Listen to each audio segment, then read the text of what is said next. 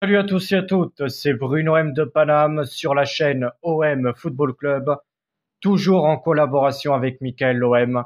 Et là, franchement, encore une fois, si c'est pas un indice pour une vente, le prince héritier saoudien, monsieur Mohamed bin Salman, est bien à l'Élysée pour voilà discuter avec notre président de la République, Emmanuel Macron.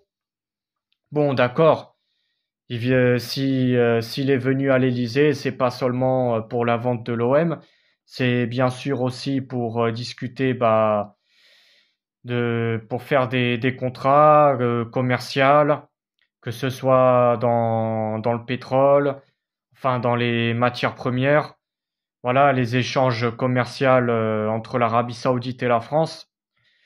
Mais ça montre à quel point, comme de par hasard, Mohamed bin Salman est parti, bien sûr, rencontrer le président de la République, Emmanuel Macron, et des émissaires venus d'Arabie Saoudite vont rencontrer le maire de la ville de Marseille, Monsieur Benoît Payan.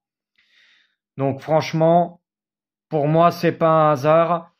Il y a quelque chose qui se passe vraiment. Voilà, il y a des négociations.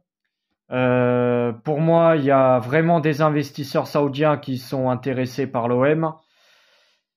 Après, voilà, il faudra être patient et voir si à la fin de ce mois-ci, si quelque chose sera acté ou pas, si la vente sera faite ou pas.